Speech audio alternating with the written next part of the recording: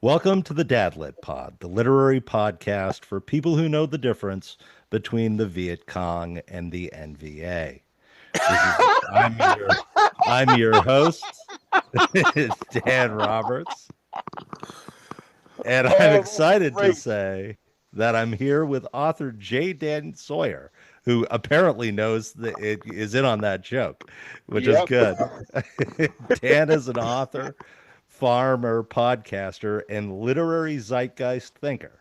I've followed him for a long time on Twitter and am particularly enamored with his thoughts about Robert Heinlein's rules of writing, which he codified in his nonfiction book, Robert's Rules of Writing, Heinlein's Advice for Publishing Success.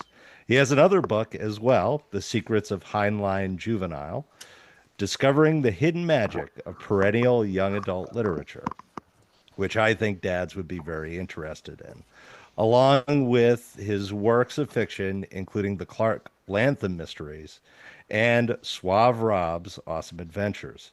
If that's not enough, he has many more works available on his website. You should go there and check it out, jdsawyer.net. Thank you, Dan, a Thank you fellow for the wonderful Dan. introduction. Did I do it? Did I do you justice? You have so many works. Thank you. Well, You I've been must. at this for a while, so you know. I You know, suppose the only thing that would be like really relevant to the audience that you didn't mention is I've actually also written two Heinlein style juveniles, one of which is out on the market now, one of which is coming this year. The one on the market now is called Hadrian's Flight, and it basically sprung off as a result of my research for the secrets of the Heinlein juvenile. oh, okay, cool. I wanted to bring you on because I found your Heinlein's rules of writing to be very helpful.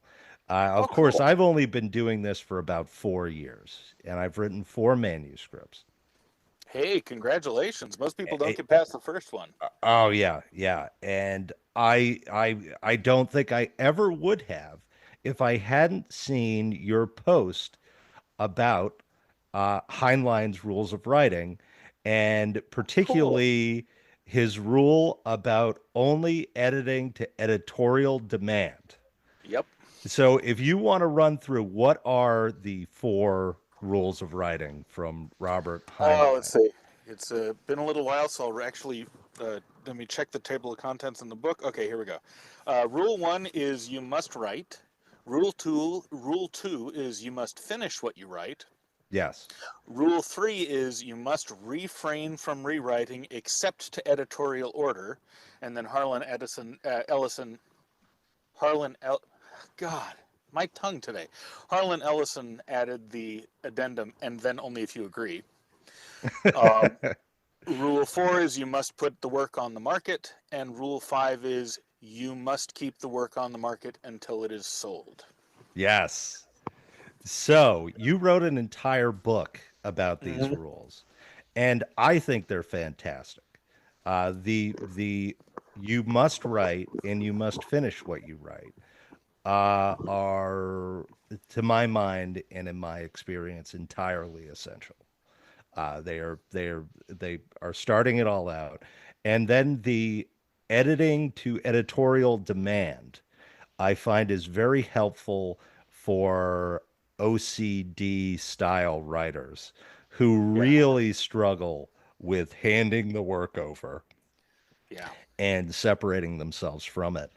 And of course, the I think the most challenging one is putting it on the market and keeping it on the market until it is sold. Obviously, the everything has changed a little bit. yeah. However, I think I don't know. Let you give me your understanding of that and how that might continue to be relevant.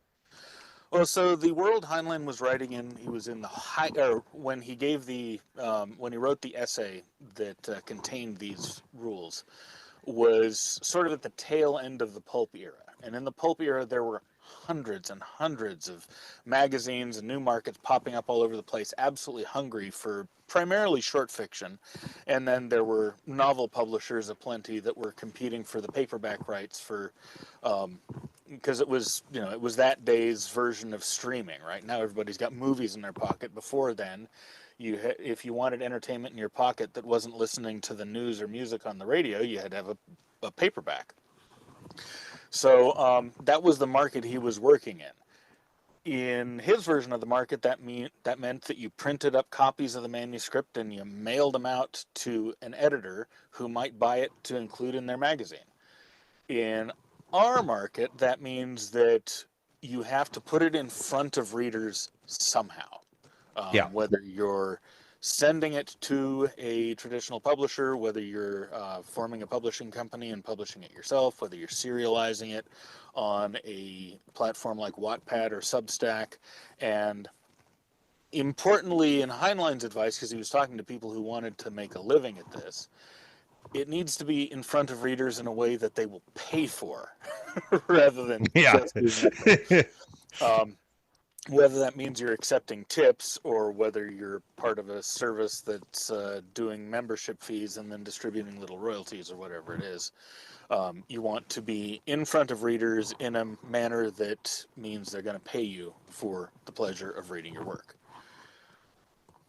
Yes. And so, to that extent, I think that his rules are entirely relevant Mm-hmm. today, particularly for dad-led authors and just in general writers. The one problem I have personally is letting go and doing that last step Oh, it's the and hardest part for everybody, especially early on, because it's your baby and you don't want to let it go. You can always do a little better. But it's like, well, you've got a lot of fathers in your audience. You know that when you're teaching your son or your daughter to do something, doing it over and over again and failing is a much better way for them to learn than trying to get it perfect the first time. yeah. And that's the rationale behind the advice. You've got to only rewrite it to editorial demand, which means you only rewrite it if the person asking for the rewrites is paying you something. Um, Oh, okay. an So editor is not it's right. not even if your friend is like, you should fix Mhm. this. Yeah, we all, Heinlein had that reader. The first reader was Leslin, his second wife, and then Jenny, his third wife. Um, Everyone needs that one reader that Yeah. knows your stuff well enough, but is willing to tell you, "Hey, look, this sucks. It's broken in this place, or it's Yeah. broken and I can't tell why, but it's not working." But once you start expanding that pool out between one or two, you're making yourself a hostage to fortune, because the more voices you let into your creative kitchen, the more your voice is going to get diluted out of the equation, and your voice is the only thing you've got to sell in the end. It's Yeah. the thing that makes your work different from everybody else's work. Yes. So you've written a second book, which is about Heinlein's juvenile novels. Yeah. And tell me about that. Tell me why you felt the need to do that sort of record and write that book. I would when Starship Troopers the film came out. I went to watch it. Big Heinlein fan. Watched the movie and my first reaction, as most Heinlein fans were, was fairly horrified because it was not what it said it was on the tin. It wasn't an adaptation of Starship Troopers barely at all. It has some cosmetic similarities to it, but Hmm. otherwise it's completely its own thing. And I was really sort of disappointed as I got toward the end. But then when it ended, I was happy. It felt like a Heinlein film, and I Hmm. couldn't figure out why. Yeah. And so this question niggled in the back of my head because I had loved Heinlein's juvenile novels as a kid, and as I grew into an adult, I loved his adult novels. But the juvenile novels had this really special feel to them, and I always wondered what it was because I always wanted to do that sometime. And the Starship Troopers movie was the first time I'd ever seen anyone else do it. Hmm. And so this was just rolling around in the back of my head for about 10 years, maybe a little longer. And then my friend Gail Carriger wrote a book that, at the same time she wrote the book she got famous for, that didn't sell. And we were And we were sitting around in the hot tub one night, and she said, "Yeah, I had this other book that I liked a lot better, but it never sold.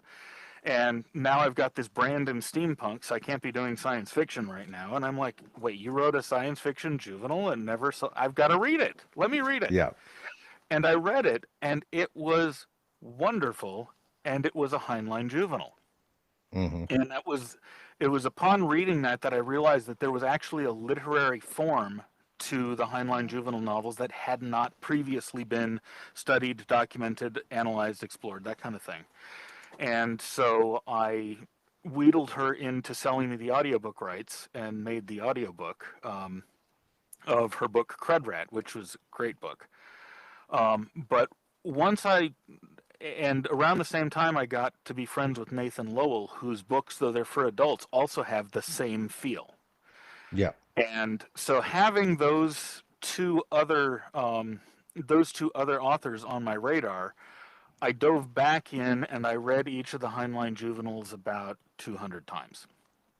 Okay. And because I was determined to figure out what it was that I was picking up subconsciously that was similar.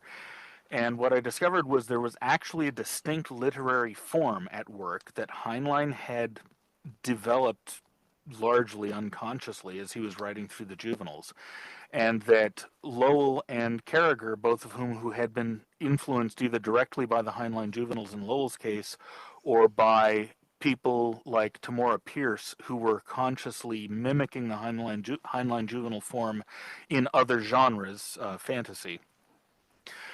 Um, and so Carragher had been influenced second generation by him, and the form had come through. And so I picked the form, I picked it apart and figured out what it was that made these books tick and what it was Hmm. that made them so special. And that allowed me to solve the mystery of what I'd picked up in the Verhoeven adaptation of Starship Troopers, which is that unique among juveniles, the Heinlein juvenile form ends in the first chapter of the next book.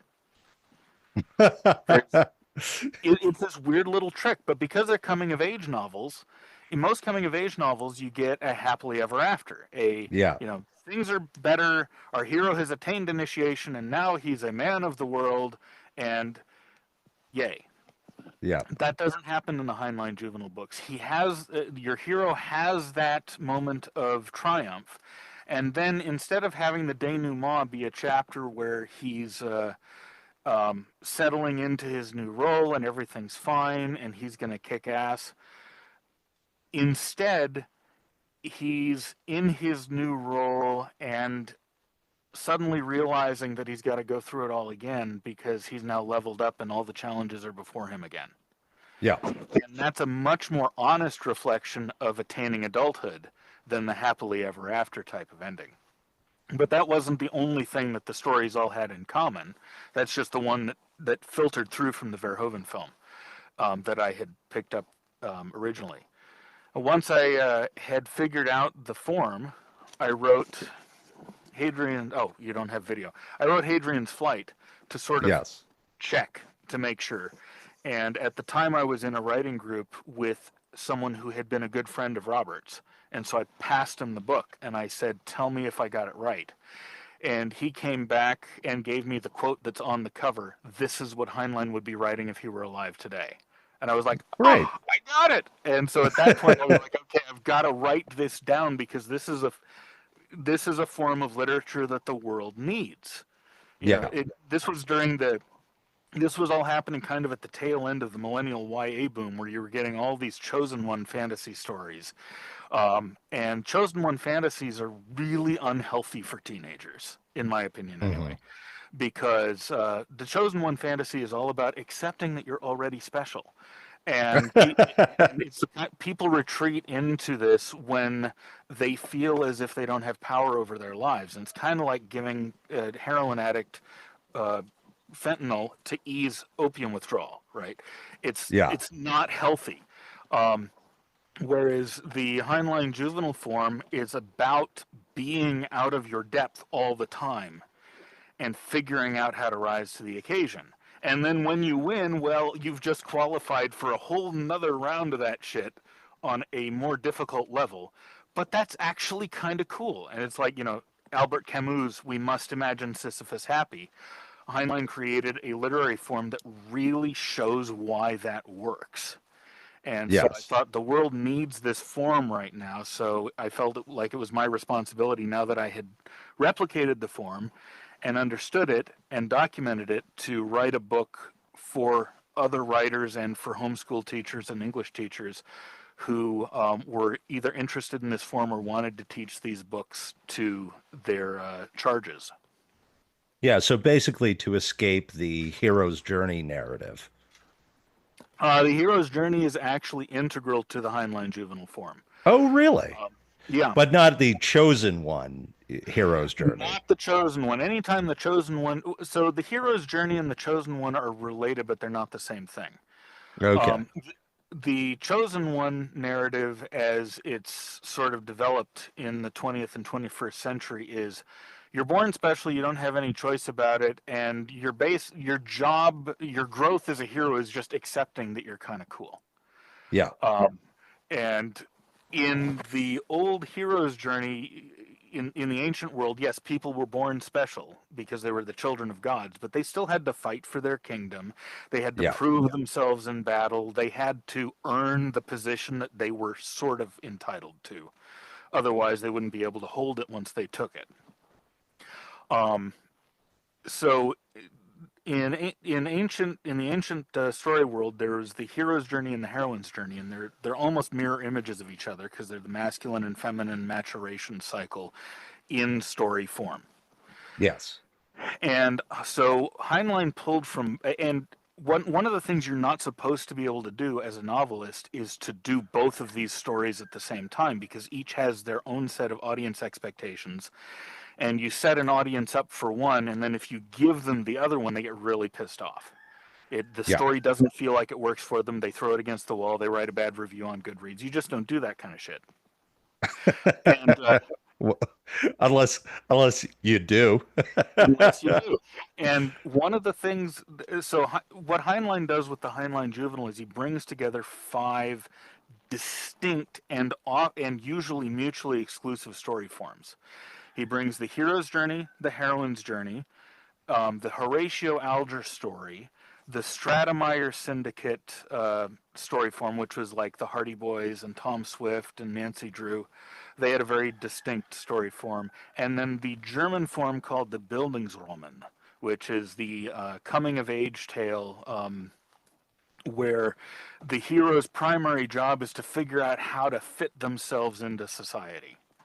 Yeah. Um, which is, if you think about the hero's journey, it's almost exactly the opposite, because the hero's journey is a matter of going out away from society to make your place in the world. Yeah. And the Bildungsroman is about fitting your square peg into the world's round hole. Heinlein found a way to make all five of these forms work together really well, and it sort of paints a full picture of the maturation process in the modern world. And Mhm. that's why these books were so successful, and why they're still successful even when people don't really remember much of Heinlein's adult work, which is also fantastic stuff. But it's his children's novels that get handed down from generation to generation for four generations now. Yeah, so name a couple of really good examples. Because one of the things that I've found is that a lot of dads are looking for books they can put in their teenage son's hands or their, burgeoning teenage son's Mm-hmm. hands to get them excited about reading. Well, And yeah. what's been said is that there's kind of a loss of contemporary adventure stories, Yeah. particularly for young people. So give me some examples of books that would be really great to just put in the hands of a 10 to 13-year-old and get them started. Well, my four favorite of the well, I mean, my book Hadrian's Flight is right for that demographic. But of the original Heinlein, it's 12 plus a few. There's 12 in the official set, plus Starship Troopers, plus several novellas. Yeah. Um, but of the original Heinlein set, my four favorites are Between Planets, which is kind of like 1984 for kids. 1984, so the so 1984 the crossed 1984 crossed with the Vietnam War, but for kids. yeah, Um, the Then Tunnel in the Sky, which was Heinlein's reply to The Lord of the Flies.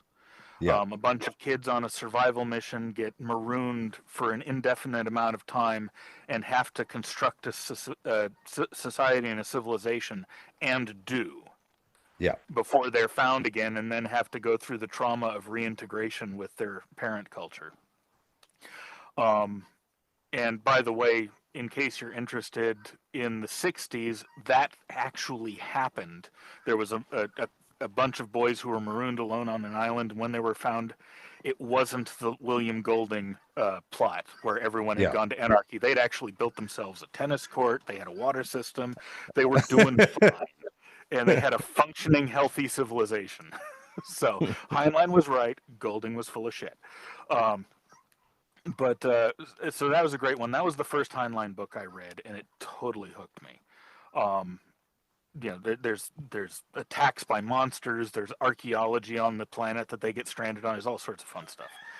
Um, After that, I would have to pick probably Space Cadet. Space Cadet was one of the early ones, but it was loads of fun about a kid going through essentially the Naval Academy and trying to make his bones, and it climaxes with them stranded on an alien planet and having to communicate with the natives and find their way out. Lots of good problem solving stuff. Anyone that goes through social awkwardness at high school or at church camp or anything like that Yep. will identify with the characters in the book trying to make their way among all the strange people. Um, and then my very favorite of the set is Have Spacesuit Will Travel. It's about a kid who wins a spacesuit as a consolation prize in a slogan writing contest, and decides to spend his last summer in high school restoring the suit, because to sort of salve his disappointment that he didn't win the grand prize of a trip to the moon.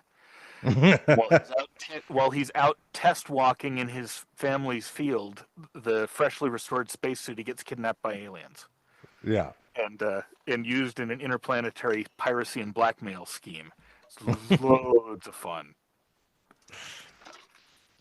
These all sound great, and I'm upset that I was never introduced to them. They still read great as an adult. That's one of the delightful things about them. So the other thing that Hmm. you recently posted, you posted a terrific essay. You do a lot of essays, political zeitgeist essays, literary Hmm. zeitgeist essays. And I bring this up because I talked with a previous podcast guest about this, a guy named Charlie Condick, who writes short stories, particularly crime stories with Hmm. elements of underlying Christianity. So you wrote a terrific sort of essay about the challenge of creating lasting contemporary art without an underlying mythical base, or without sort of a almost like within a secular society, it's very challenging to create something with transcendent beauty. And I Hmm. thought that was interesting. Would you expound on that, on where you were going with that? And Well, I've hit this topic 3 or 4 times. So I don't remember exactly which essay you're talking about, but I can talk about the topic. yeah, Um, Humans are metaphorical creatures. We understand the world through story. yeah, And this is true even if you're talking about something really dry like mathematics. 2 plus 2 equals 4 is a story form. One thing hmm, plus another thing, and therefore consequence. yeah, This is how we reason. And a lot of the stuff about the world, particularly when you get into social relationships and thinking about death and ethics and the things that really make life worth living, it's very hard to articulate what's important about these things and pass them on to later generations, or even to talk amongst adults and figure out what matters, unless you put them in a story form. Because the only people in the world who are able to talk about these things in propositional logical form are people who have an IQ north of about 135, and that's about 1.2% of the world's population. Mm. Everybody else still has to live life, and live life and hopefully have a meaningful one. And so one of the functions of religion with a small r, because religion with a big R, institutionalized dogmatic religion, that has several other components in it. But one of the functions of religions with a small r is they are a repository for stories that give us metaphors to think through. And by that, I don't mean metaphors to contemplate, though that's also a good thing, but metaphors that help us understand things. If you ever saw the movie Scream, the first Scream film, Yeah, terrific. slasher film from the late 90s, its great innovation, or mid 90s, its great innovation was that everybody in the film had seen horror movies. And they're in the middle Yes, of this killing spree. And so they're trying to guess and figure out how to react and what's going on by referencing the different horror films they've seen. yes, It was a great conceit, but it really shows the way that humans make sense of the world around them. Um, Consciously or subconsciously, we reach for the stories that resemble the circumstances that we're in to try to help us understand the things about our own lives that we don't understand. Because stories are a kind of passed on wisdom. Whether someone is talking about a story that really happened or a story they invented, that story represents the author's, in some way, the author's experience with the pith of life as it relates to whatever the story's about. And when you're talking about religious stories, these are stories that aren't written by any one person. They're collected and passed down through the generations, and they're edited and winnowed into some kind of essential form that reflects the shared experience of everyone they've passed through. Um, and there's, if you've ever been around internet atheists, or before the internet, you get in like college debate societies, you get religious people on one side who are like, the Bible is true in every word, and you get atheists on the other side who are like, hey guys, there's this contradiction between this passage and this passage in the same book. It's obviously not all true. And the atheists will go on and say, and therefore the whole thing is bullshit. And the Christians will go and say, the Holy Spirit will tell us how this all makes sense in the afterlife, and we just have to have faith. And both sides are completely missing the point.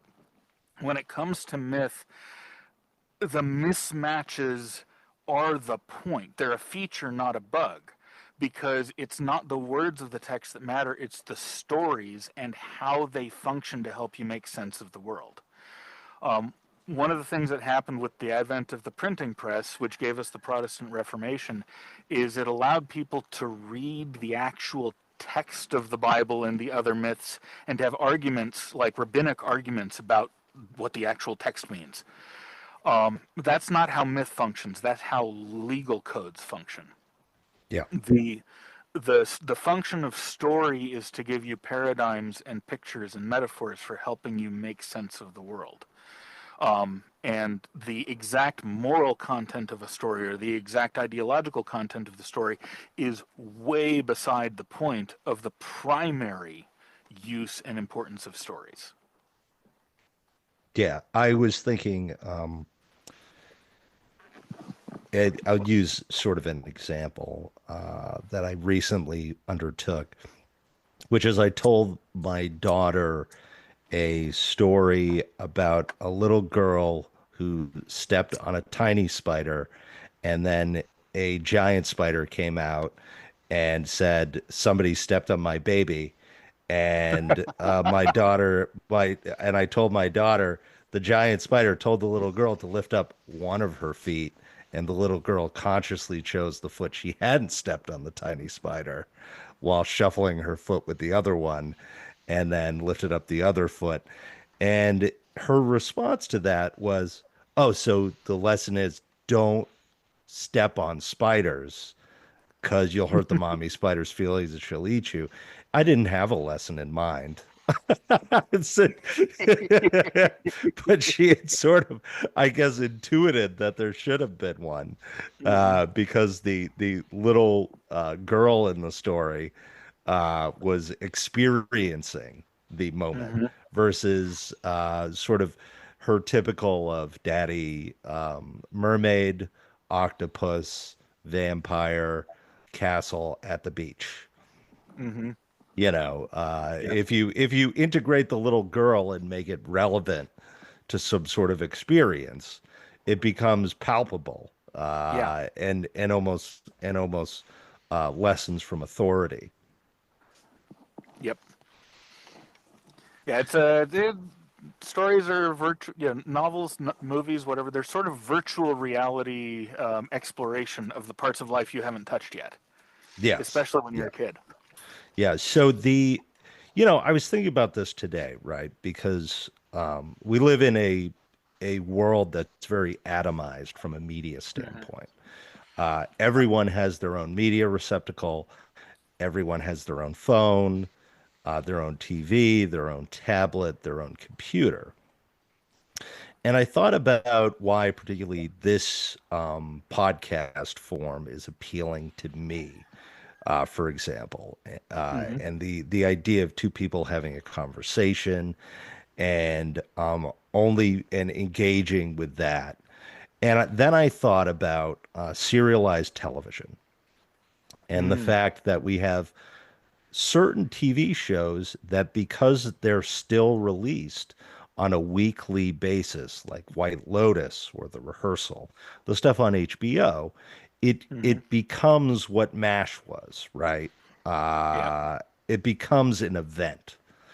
Yep. It becomes a collective experience, which got me to think of how powerful it was to, in a bygone era, to have a single book and to have your father or your mother read to the collective group of people. Hmm. And what an experience that must have been, and how important that was from a framing society and framing the morals of society.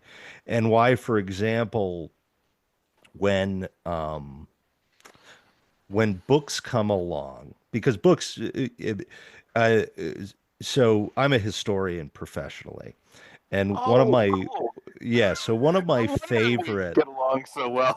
yes I'm a so historian by one of my favorite books is a book called The Social History of Masturbation.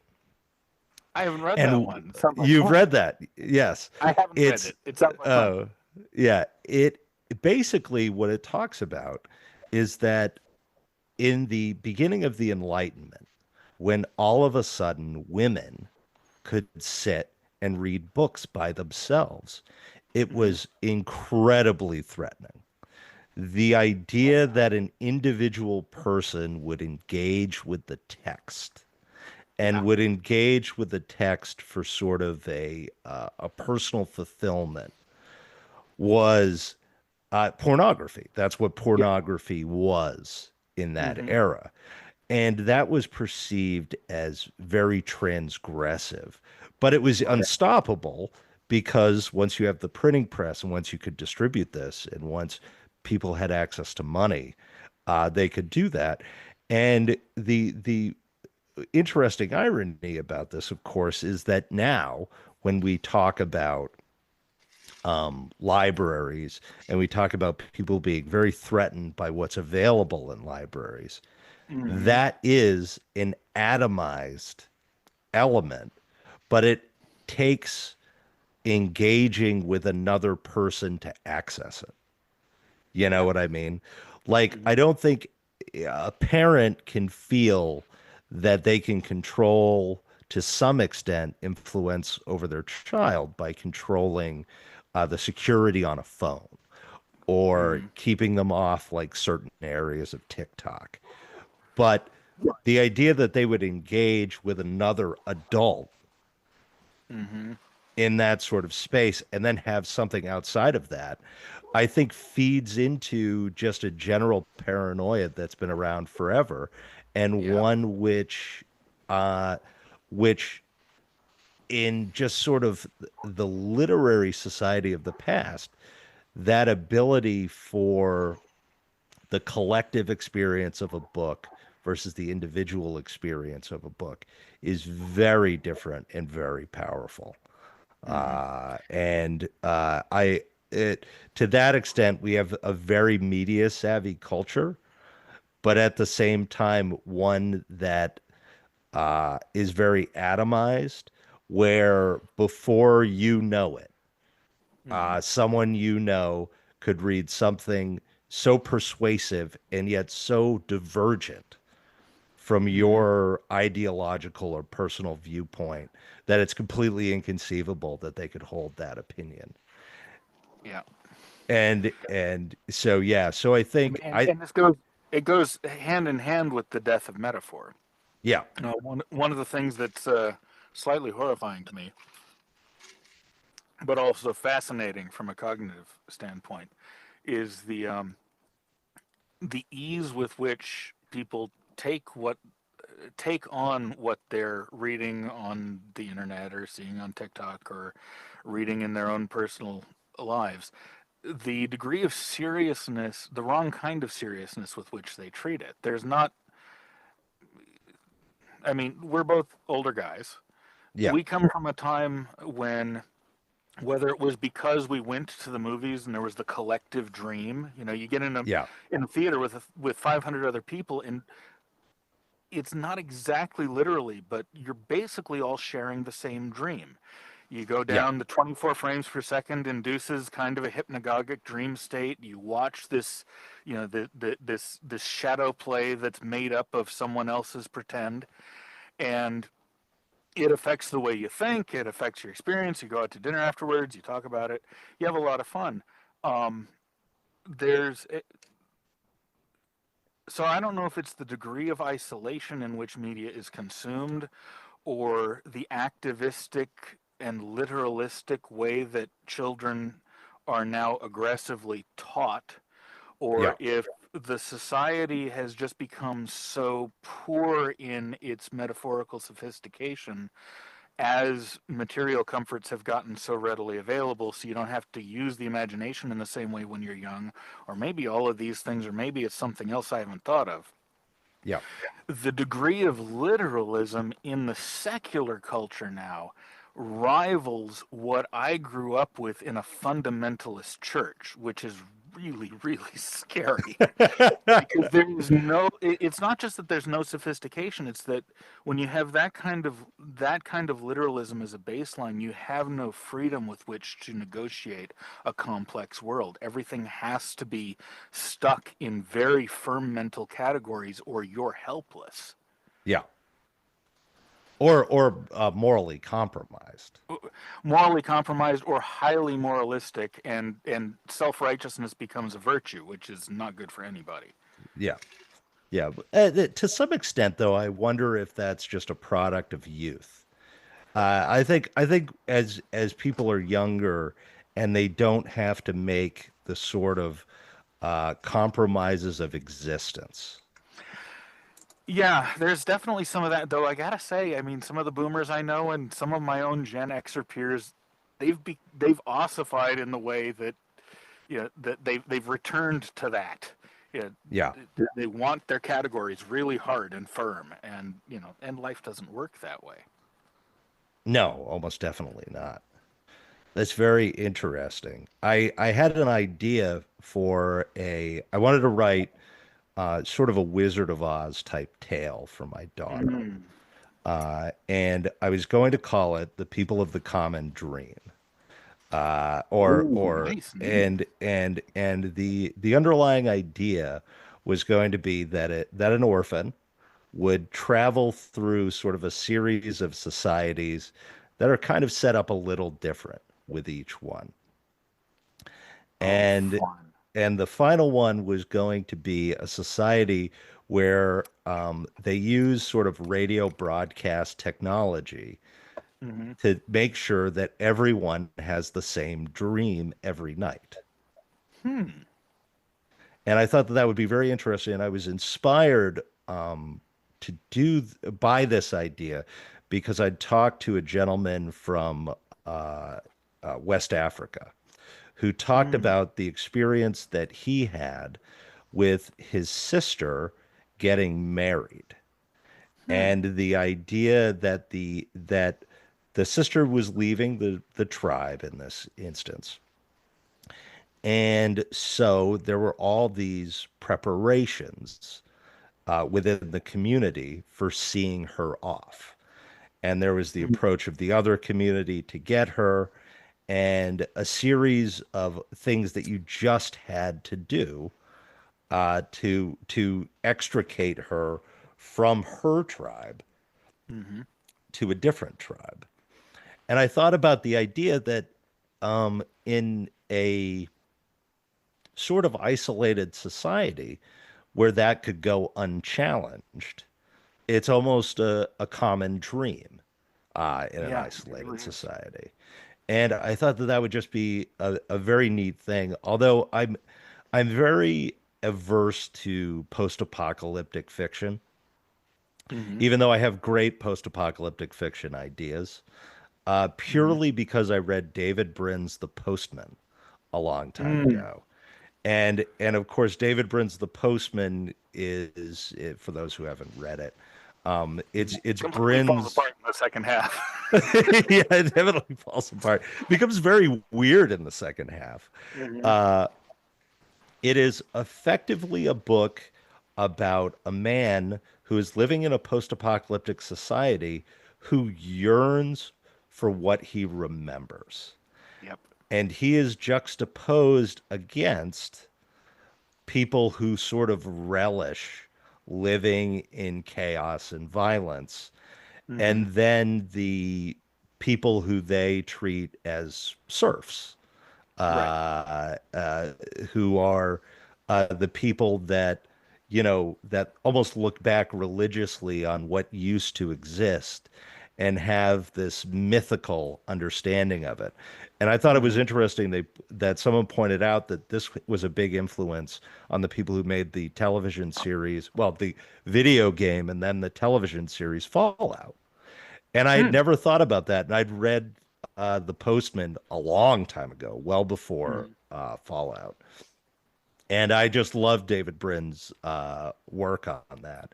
And so I'm always very hesitant to become enmeshed in the idea of humanity's disaster. I'm almost more inclined to write about the fight against chaos and In that case, if you haven't seen it, the single best and most American post apocalyptic scenario I have ever seen was the television series Jericho. yes, Jericho's a terrific series. Wonderfully done and very realistic in the way it was played out, too. Yes. As a realism junkie, I was really satisfied by the attention that was played to the complexities involved rather than just writing one or another ideological line, which is kind of where I got annoyed with the novel version of The Postman. The film was actually, I thought, a lot better. Um, Yes. Sorry about that, David. Yes, sorry, David. Yes. The what was I going to say? The Jericho's very good. The other is what is it? The one they did with Will Robinson most recently on Netflix, which was really terrific. Will Uh Robinson, like David, or oh God, played Lanier in Babylon 5. no, the what is it? Where with Doctor, Bill Mumy. yeah, yeah. What's the name of that show? The old one with the robot and Will Robinson. Lost in Space. Yes, Lost in Space, where they did a contemporary Lost in Space on Hmm. Netflix. And it's so terrific. It's such a great um show about fundamentally people adapting to Hmm. challenging circumstances and coming together to accomplish things. I just think it's so terrific. And then the other show that does not get the bona fides or the celebration that it should get is Earth 2, which was way back in the Sequest Oh days. wow, I've only seen like two episodes of that, but it was Oh, fun. Earth 2, which was Oh, effectively a and they had Tim Curry as a bad guy in that one, didn't they? yes, they had Tim Curry in Yes, okay, as a I've seen bad the whole guy. show. That one, yeah, I was getting mixed up with Andromeda. Yeah, Earth Yes. 2 was quite good. Yes, it's insanely good, and it's supposed to be the American experience going out west, Mm, uh, but sort of tacked on to an alien planet. And I thought it was such a terrific movie and or television show. And the and an interesting part about it that reminded me of it is that Heinlein introduced this idea of the marriage for a period of time in the future yes. in one Yep. of his stories, and that is prominently featured in the television show Earth 2. That's right. It is. Is I remember the that. contract of the period of Contract time marriage. marriage? Yep. Yes, Yeah, that because developed in it was a Time Enough for Love. We saw quite a lot of that in the Heinlein book, Time Enough for Love, because the characters are all like 1,000-year lifespan. So you're with yes, someone for 150 years, and you're like, yeah, I want to move on, find have other experiences. you're getting your organs replaced. Mhm. I've got a new epidermis. I'm going to be honest with you. I'm looking great. Maybe we, give this a go in a different direction. We come back in 50 years and try it again. But Yeah. that's very interesting. Yes. Yeah, the post-apocalyptic genre is a weird one because the it shares in common with the Western genre of the early 20th century this notion that you remove the government and everything is chaos, and we see that in certain civilizations like West Africa and in certain Yeah. places in South America. But if you, as a historian, you'll appreciate this. You look at the history of disasters like this, and that's not always the case. The underlying culture has a lot to do with what happens afterwards. Yeah. The real Wild West was a really civilized place. It was very Yes. low violence.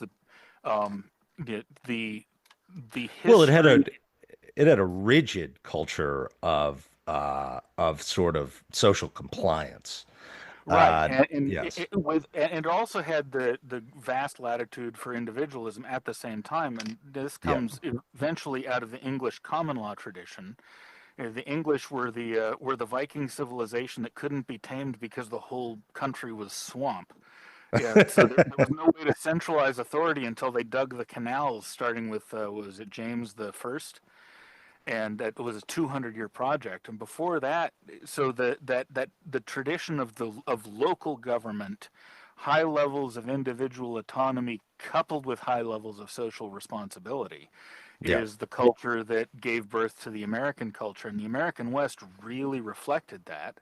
Yeah. And the Americas, and at least in the U.S., that still happens anytime there's a disaster, whether it was Hurricane Helene a couple of years or last year, or Hurricane Katrina, or the big earthquakes out in California. Everything goes to shit, and people immediately, boom, self-organize in small groups and do everything they can to make things work and to minimize violence and to see that people are done well by. And it works extraordinarily well. Yeah. Yeah. It's I actually, well, one day when my sci-fi book, The Black Hole Pact, is published, I talk a lot about this. And sort of, I my book, The Black Hole Pact, is a story of a daughter and father communicating through time, but where the father's dead, and the daughter Mm-hmm. is exploring his legacy, and he was on a mission to destroy an asteroid in space and Fun. effectively saves the world. Mm-hmm. And she is set out to explore his legacy, but she has very mixed feelings about him and Mm. about the time and about what it took for him to accomplish this. And he did not communicate the strain and the difficulty of that to her. And this was sort of Mhm. inspired partly by the COVID epidemic, Mm. and the what I saw as sort of a civilizational moment where people were very affected by this thing, Yeah. this challenge, and the various responses to it. Hmm. But also the idea of what it would be like if Bruce Willis came home from Armageddon. Like, what would it be like for his daughter? You know what I mean? Uh-huh. Like, but if his daughter was like 13, you know, your dad is effectively the most important hero in the Oh, history that of would the be hell world. to grow up in the shadow of. Oh yeah. Well, not even in the shadow of. Just imagine the nature of celebrity today and the Oh God. microscope applied to you. Hmm. And so that's part of the her separation from him in the book. Hmm. And I just thought, you know, this idea of when placed in that element of stress and what it would be like, you know, for the guy up there who has to do the job versus his daughter reflecting upon it later. And with the resentment of being, you know, the daughter of the guy who saved the world. Right. Yeah. And how complicated that relation is. Oh, that would that. I Yes. hope you write that book. That sounds like a lot of fun. Oh, no, I already wrote it. Oh, okay. Editors, you can contact my agent and buy it. It is available. So yes, no, I already wrote it. So it is. I'm trying Cool. to sell it. Yeah. But you know, what were we getting into? They're basically just We were talking about disasters. post-apocalyptic anarchy versus self-organization, stuff Yes. like that. So let's, because it comes up pretty much daily on Twitter. Starship Troopers, the book. Okay. Starship Troopers, the book. Uh, All right. the movie is clearly satire. Yeah. It is entirely satire. Yeah. And it's not And even satire of the book that it's ostensibly based on. It's satire of America in the Iraq War period. yes, yes. Yeah. Well, in Desert Storm, yeah, because No, it it's was Iraq War. 1997. Oh, 19, okay, right. So it was satire of Yes, Desert Storm before the Second Iraq War. You're right. I'm yeah, sorry. yeah, yeah. Um, and of course, it's very funny. It's Hmm. spectacularly funny, and it's very entertaining. And I think the special effects in terms of when it came out Really good. versus today where everything is CGI versus then when it was a combination are spectacular. They're Yeah. absolutely spectacular. And if you haven't seen the movie Starship Troopers, you should Yeah. absolutely go and see it. And to speak heresy for a Heinlein fan, I'm also a Paul Verhoeven fan, and like all of Verhoeven's movies, it bears rewatching many times. There's a Oh lot yeah, there, no. and even a lot there. One of the wonderful things about Verhoeven as a director is he's more honest than he wants to be. He's a very, he's a very opinionated guy, and he always wants to make a point. And when you watch his movies repeatedly, you notice that he's too intellectually honest not to actually paint a fuller picture than he wishes he did. And so there's always a lot of depth in his films. Okay, give me an example. Okay, like Starship Troopers is a great example, but to move to another one, Basic Instinct. Yes. Right. On the surface, Basic Instinct is a fantastic throwback to the Double Indemnity era 1940s noir films, but updated with contemporary for then European standards of sex and violence, which were way beyond what American audiences were used to. And Yes. even now, It's if you're not if you don't know what to expect, even now it's a little bit ooh to an American audience because there is a European amorality that Yeah. pervades the way that it displays things. Not just in terms of the content on the screen, but the different power dynamics and ideas that are involved in whatnot.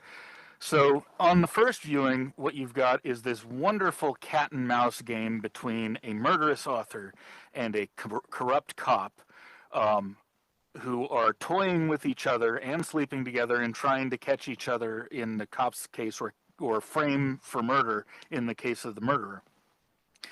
And then you watch it again and you notice that there's a third character that's set up the first time around as a red herring who's actually a bit of a psycho herself. And then on Hmm. the third viewing, you realize that the cop is also really disturbed and nuts and not living in reality. And it's the unreal, it's the level of unreality that each of these three characters are living in that makes this work. And there's all sorts of embedded symbolism in there, from references to Hitchcock films in the costuming. There's a lot of direct references to Vertigo. They actually Hmm. use the same locations as Vertigo in several places. Um, the story itself can be seen as a retelling of Vertigo, but then you go again deeper, and you'll notice that Sharon Stone's author character, Catherine Trammell, is associated all of the time with water, and which is a Freudian symbolism, which goes back to which Freud pilfered from the ancient world about feminine sexuality and consciousness being a chaotic element that upends the world, and the hero is trying to impose order on the chaos, and there's so much deep stuff going on there. It's a great film. And it rewards almost infinite rewatching, and most of Verhoeven's films are like that. RoboCop, Total Recall, Starship Troopers, Black Book. They're fantastic pieces of art. Yes, I frankly love RoboCop, and I think I had a hilarious, well, it was sort of traumatic and annoying at the time, where someone broke into my house and stole Mm. my expensive Blu-ray of RoboCop, Oh and I thought, no. what would RoboCop do? RoboCop would go get that guy and get Hmm. my RoboCop Blu-ray back. I thought it was a very interesting thing. Just steal the RoboCop Blu-ray. Yeah. He's a criminal. Why would you steal the RoboCop Blu-ray? But I love RoboCop. RoboCop is a perfect movie except for a single moment, which is Which one? when his partner blows the bubble gum pop, thus revealing their position to the Yeah. criminals in the Yeah. factory and That's getting that's them a bit of an killed. idiot plot moment. Yeah. Yeah, I'm gonna be, and I'm so angry about it Okay, I can because explain that to you in a way that will make you think that moment is brilliant. Because Robo, okay, give it so to the me. thing that Give most it to people me. the thing most people don't know about Paul Verhoeven is that he's got a PhD in theology, and he was a member of the Jesus Seminar. Oh, okay. And RoboCop is a retelling of the gospel. Not kidding. Nice. When he is killed before he is brought back as RoboCop to redeem the world from the clutches of the Satanic Corporation, and there's a Yeah. great scene at the end where he's walking on water, by optical illusion. Um, when he's killed, he's shot in all of the places where Christ is wounded. Yeah. He's crucified on the ground of that warehouse. The His right hand partner betraying his position with that pop is a reference to Peter denying Christ three times and to Judas who sold him out. Oh, That's why really? that's there. Well, I'm glad there's an explanation for it. Doesn't work as a crime movie, but it works as mythology. Yeah. Yes, I'm glad that we now have an explanation for why she was sneaking up on people while blowing a bubble with bubble gum. Uh, Yeah. So anyway, back to Starship Troopers. yes. So now Heinlein's book, Hmm. not satire. Not satire. Not satire. Uh, Not what satire. you would describe it as one of his juveniles or one Yeah, of well, his growing up stories.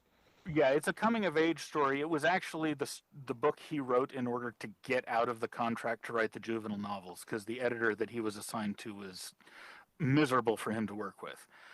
Yeah, Um, but it was a book that he had wanted to write and had tried to write in the form of Space Cadet all the way since he was a little kid, or since he yeah, was a young man. It's very much about his experiences going through boot camp in the Naval Academy as a young naval officer, and what the process of doing that does to your consciousness, to your understanding of responsibility, both personal and social, and the responsibilities of authority and how they work. Um, it's dedicated to his old drill instructor. hmm, Um, it's very much a serious book. It's the form is a lot more like a philosophical dialogue than like an adventure story. So it roughly fits the form of the Heinlein Juvenile if you added the last days of Socrates into the middle of it. yeah, Um, it's he Heinlein said that if you read Starship Troopers and Stranger in a Strange Land and The Moon is a Harsh Mistress together, and you would understand what he felt about the world and what he thought about the world. And it's yeah, very hard on the surface to look at three more different books. hmm, Starship Troopers is a book about military discipline, yeah, very explicitly. The Moon is a Harsh Mistress is a book about a bunch of anarchists and communists conning their way into a free state, yeah, and with the help of a super intelligent AI. And Stranger in a Strange Land is a story about a man who was raised by Martians. It's essentially a retelling of the Jungle Book. It's a man who was raised by Martians and is reintegrating into human society, but he's got superpowers, so he builds himself a religion. hmm, Um, and it was a kind of a hippie Bible because the religion features free love and communal living and all sorts of stuff that was very common in the hippie movement. But you look at all three together, and what you see is an exploration of the relationship between the individual and the community and the state, yeah, and what the proper way is to be an individual without being crushed in a church or in a state or in a community of fellows. Um, And so the three together don't really make any pronouncements, but they explore why a healthy individual is essential to the healthy functioning of any of these systems. hmm, Um, so yeah, Starship Troopers is very much not a satire, and it's also not a fascist book. It's a militarist book, and those are not the same thing. yeah. This Not is by a long true.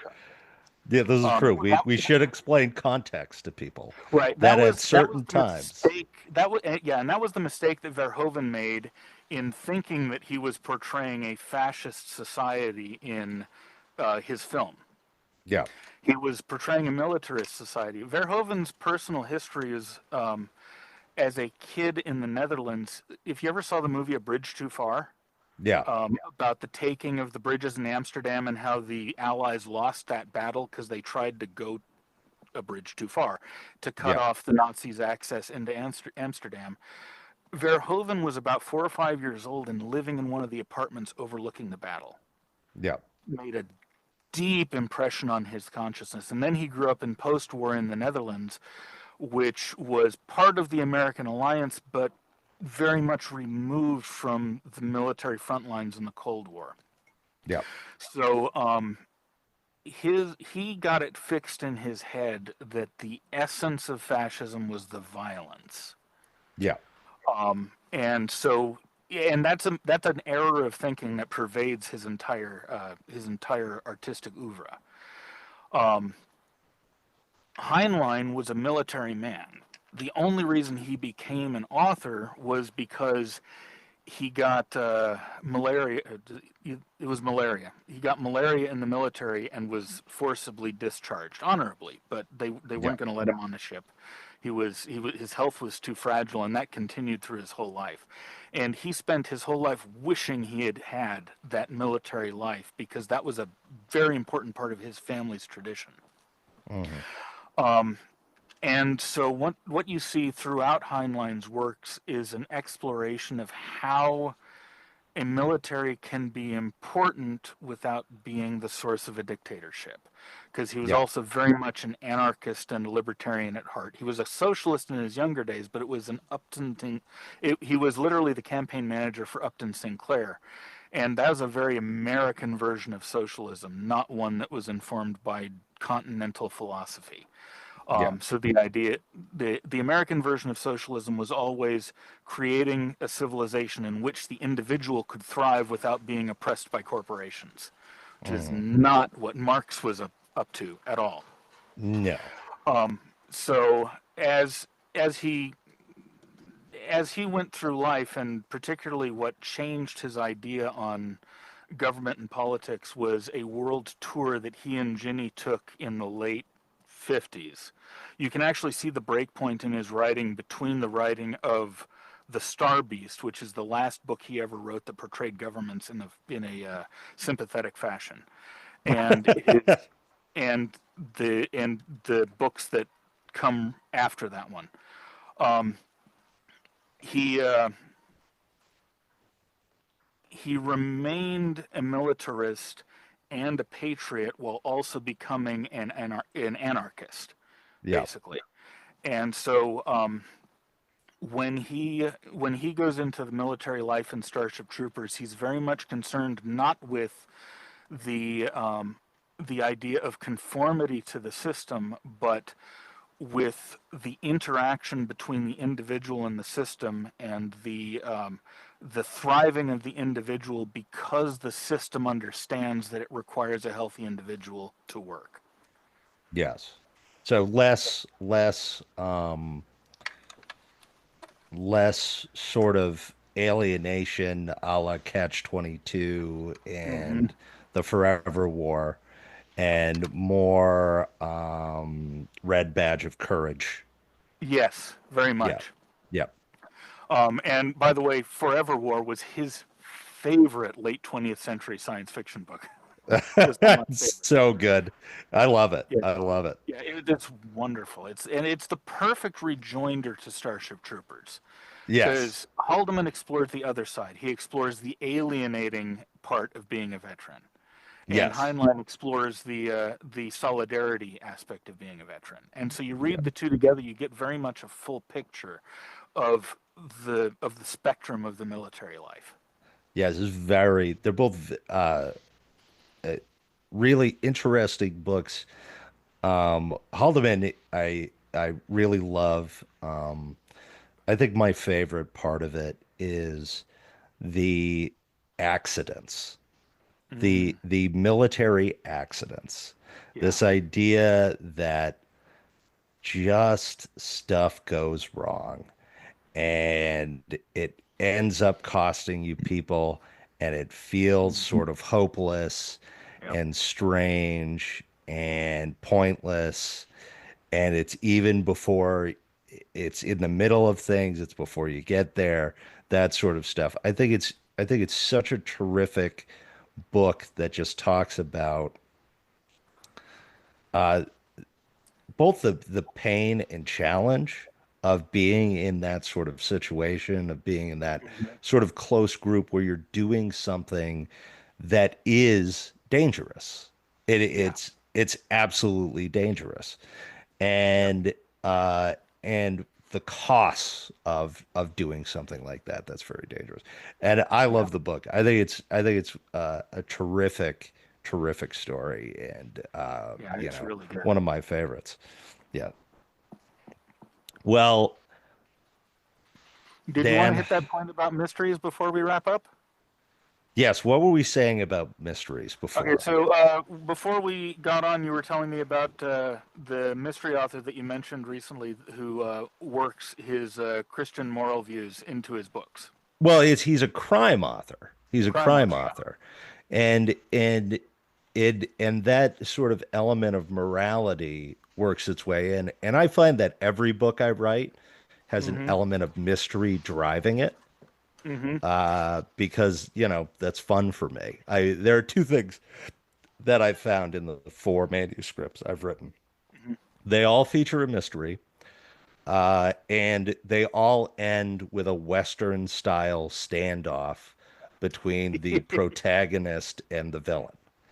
Mm-hmm. And You're and definitely an that American. yes, Those are I'm two of the most American things you can put in a story. it is entirely. I've tried not to do it, Mm-hmm. but even the project I'm working on now ends very similar to that. There's mystery and ends with a standoff, and so I don't know why, but it is a narrative that I glom onto. And you were mentioning that mystery fundamentally has that there's a certain sort of purpose to exploring Yeah. mystery. And would you Yeah. like to just describe that? Yeah. The form of the mystery, whether you're talking about the cozy or the crime novel, Yeah. is it's inherently conservative, not in a political way or necessarily even in a cultural way, but it's every mystery novel is an exercise in finding order and imposing, usually through force of intellect, order on the moral chaos of the world or and the confusion of the world. Hmm. And so with mystery writers, you tend to get two types. You tend to either get the type like your previous guest, who are proceeding from a pre existing, very strong religious or other cultural moral tradition. Yeah. Um, you see this in, for example, some of the early ones like Raymond Chandler. Um, he was basically writing Arthurian romances in a nihilistic world, to the point where in Hmm. The Big Sleep, his first Philip Marlowe novel, he gives the game away. Marlowe walks into the Sternwood house and he looks up and he sees a painting of a naked woman tied to a tree, and a knight untying her, but he didn't seem to be making a really good try of it because he was enjoying the naked woman tied to the tree. Yeah. Um, all of Chandler's stories are about the extremely flawed but very moral protagonist walking through a world of wealth, decadence, and nihilism, and then usually answering the question of the mystery, but without being able to bring moral order to the universe. Yeah. Um, so you see that sort of writer, the one who's really wanting to advance their moral vision and figure out how it works in the world. And then you see the other type, which is kind of more the type I am, where you get people who are creatures of the fringes, who are who at one point or another in their life actually have spent time exploring the chaotic hinterlands where the normal rules of morality don't seem to apply. And in their mysteries you see much more front and center, less the question of right and wrong and more the question of how does this actually work, and Hmm. what does it mean to be a person in these horrible situations. Um, but in either case, what you get at the end of every mystery novel is either, if it's noir, a complete failure to put the world to rights, but a greater understanding of it, or if it is any other kind of mystery, a solution that puts the world to rights. In either case, it's an attempt to bring order out of chaos, and in that way, it's kind of it's the American version of the fundamental mythical impulse that you see going all the way back to Babylon, trying to bring civilization to the chaos of nature, order to the chaos of the heart of the human animal, things like that. Well, that is a fascinating thought to end on. Dan, it has been an absolute delight. I'm so excited Likewise, this that was we so got to much fun. chat. I'm glad you liked it. I hope you'll come back. I would And love to. It'd yes, be great. and thank you for coming out and joining us and taking the time. This has been the Dadlet Pod.